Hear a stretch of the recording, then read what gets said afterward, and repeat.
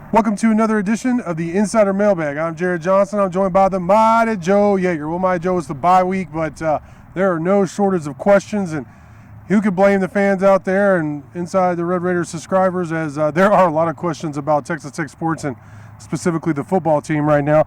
Just overall, though, man, how are you doing in spite of, obviously the results with the football team?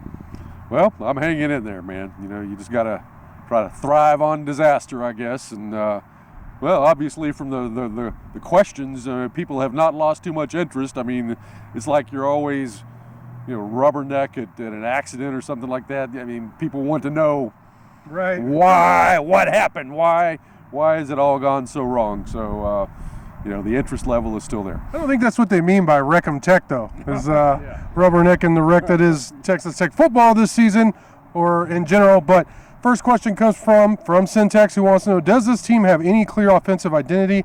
It feels very wishy-washy from game to game. The only identity right now is a lack of efficiency. It has been in the passing game all season, but, now we're talking about after the BYU game, a hard time snapping the ball, hard time handing off the ball, and all those pretty basic things. Yeah, and it's difficult to establish any sort of identity when you've got three different quarterbacks you're having to roll with. You just can't really establish anything. And so it's been up in the air, and that's been a big problem. Obviously they wanted to roll with the pass going in because that's Zach Kitley's MO, that's what he does. That wasn't working out too well, and we finally see sort of belatedly, in my opinion, transition to more of a ground-oriented offense against BYU. 31 carries for Taj. We'll see if something like that becomes the identity for the rest of the season. On the other hand, you may be getting Baron Morton back at quarterback, right? So that may change things as well. So who knows, really, is what it comes down to. Yeah, to answer your question, I don't think they've really had an identity all year, other than at times trying to establish Taj. And I've asked Kitley that at least 3 times in press conferences and in game weeks. And I think you already had the answer to your question. It's not really. All right, next question comes from Panhandle Raider, who wants to know, has Joe started taking Jägermeister shots before the Jäger shots each week? If not, how bad does it have to get for him to start that? Do you drink Jäger? Believe it or not, I have never tried Jäger shots. I'm not surprised. You've accomplished many things, but there are so many, I don't want to say simple things that you have not done that, over the decade, over the years, I've introduced you to. Some with pretty amazing results, some with pretty, disastrous results. Jäger might be one of those disastrous things, but I haven't had a Jäger shot in a long time. It's a different kind of thing. Yeah, I remember when it was all the rage. You're talking about the 90s here. Yeah. Early to mid 90s. Everybody, it's all I ever heard was Jäger shots, Jäger. I just, for some reason, I never tried it, man, but I understand that maybe I didn't miss too much. That stuff sounds like it's pretty nasty to me from what I hear. And, my fuel right now for Jäger shots is just rye whiskey. And in increasing quantities as the season has gone along, I might add. Absolutely. And sounds like we're going to go have Jägerbombs here at lunch after filming this. Get Your Ass to Mars wants to know, if Sonny Cumbie becomes available at the end of the year, will he be the new OC?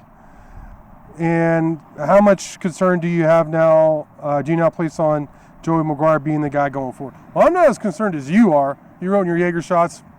We talked about it some, but I don't know that you're wrong and that I'm right. I'm not sitting here saying, I'm not ready to have a shouting match like be with some of those screaming heads. But I'm not quite to the point you are. The game against BYU wasn't a good one. That I get why, with some of the fundamentals being lacking this year, I get why you have some concerns. In terms of Sonny Cumbie, he was originally going to be the offensive coordinator, but I would hope Louisiana Tech would give him more than just 1 year. I think Sonny Cumbie's, I was kind of skeptical when he was hired for Wells, to be honest, before. And he impressed the heck out of me when he was here. I'm not going to lie. I've gone on record several times thinking he's going to be a good head coach. I know he struggled at Louisiana Tech in the first season. But what he did as offensive coordinator, I think, was pretty good. And what he did as an acting head coach at the end of 2 seasons ago was commendable. Yeah, I just zeroing in on the question itself. I think that it's academic that Joey McGuire certainly gets another year. So that's kind of a little bit beside the point. I mean, he's going to be the guy. I mean, I have my reservations. Obviously, I've stated those. But he's going to be back next year. So we'll see what happens there. Now, I do believe there is a very real possibility that a move is made at offensive coordinator. Would Sonny be available? I mean, this is his second season. He's got 6 total wins right now. Hadn't been tearing it up, but just as I believe Joey McGuire will get another year, I imagine probably Sonny will get another year too. So I'm not sure that he would be available. I think one offensive coordinator I really like is Philip Montgomery, who used to be with Bryles at Baylor. Yeah. But he's the OC at Auburn right now. And I don't know, he's a Texas guy. Maybe he would want to come back in that sort of a hypothetical situation. Maybe, maybe not. That's a guy that I really like. Wow, and hearing you say that, I can't believe it is going to be a second season for Sonny Cumbie, which makes sense. Man, time flies. It seems like it was just one season, but yeah, after 2, you start kind of like, okay, but 3 is definitely like, I mean, if there's not a clear vision by year 3, then I think that's when people start looking for, really start looking for other options at head coach. All right, next question comes from Beware72. He says he's been watching since Donnie Anderson played. Wow, Golden Palomino. He says, until Tech starts hiring coaches, a headhunter firm rather than a good old boy network, it's not going to change. I don't know. This is more of a statement than a question. Do you agree with that, Joe? Yeah, well, I mean, let's see how it plays out with Joey McGuire. I mean that's the first thing, and again, I think that means 3 seasons. Even though I do have reservations and I have doubts that it's all going to work out. I still think that you have to go through that 3rd year. If at that point McGuire, I mean, we have another disaster like we had this year, then yes, I think you've got to make a move. But then the question becomes, can you trust Kirby Hocutt to make that hire? Yeah. I mean, look, that's a legacy of failed football head coach hires, is what it is. And then your last basketball coach hire wasn't so great either with Mark Adams. That didn't turn out so great. So, I mean, if McGuire goes down, that may take Hocutt down too, and you may be looking. I think it's possible, yeah. I'm starting to think he may be the Teflon AD, I mean, he's done some good things here, don't get me wrong. I'm not totally out on Hocutt, but it's been very roller coasterish with him in terms of basketball and football. Mm-hmm. Yeah, but I think it comes down to, I mean, that's arguably the main job of any power conference. Absolutely. AD is the football program. Yeah. And at some point that has to boomerang on you if it's every coach just doesn't work out and you're cycling through a new coach every 3 years or whatever. I think he could be in serious trouble, and if that were the case, then you'd be looking at a new man hiring. If he decided not to go with the headhunter firm, maybe the new AD would do a better job in that regard. But there's obviously a lot of balls in the air on that. Next question comes from Bleed Scarlet and Black, who wants to know about the crop of offensive line recruits in terms of like the freshmen.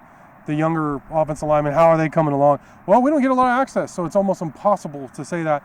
Now I can regurgitate what the coaches have said, which I am very hesitant to do after a lot of the things from this offseason. Like we heard about Steve Lynn, and we saw a little bit actually, and then it didn't really pan out. So, but what I've heard, the name that keeps coming up over and over is Caden Carr, and that he has been really good on the scout team, had a really good offseason. And they think he's going to be one of those mean masher kind of dudes. Another guy I don't think this will be a big shocker, is Nick Fatigue, or Fatigue, actually I think is how you say it. He was considered like a freak athlete in terms of strength and athleticism coming out of high school, and I think that he's shown that, especially with some of the pull action, some of the trap action, some of the time, getting out on screens, that kind of stuff. It really suits him in terms of being a strong athlete. Next question comes from Jay Mizo, who wants to know, he says, JJ, do you feel or see there are certain players who are just going through the motions at this point, not giving everything they've got?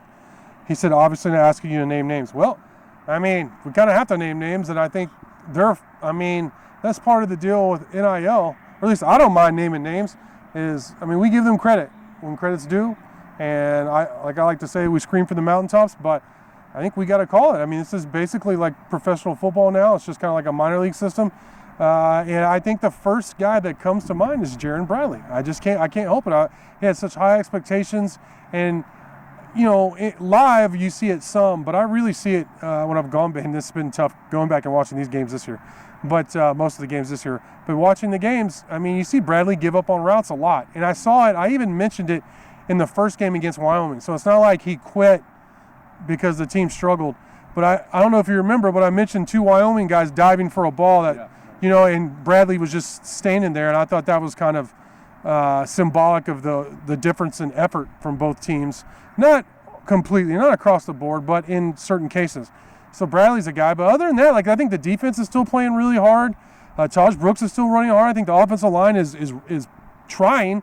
The snaps is something that's crazy. I don't think that it's an effort thing with Jake Strong at all, So really, honestly, I guess I'm just saying Bradley is the one guy who stood out, because I think the guys on defense are playing hard, Joe. Yeah, I mean, I think you said it all there. I mean, that's the guy. Bradley is the one who you tend to focus on. I mean, a guy who looked so good last year, and so much was expected of him this year. I mean, he's like a preseason All Big 12 guy. Yep.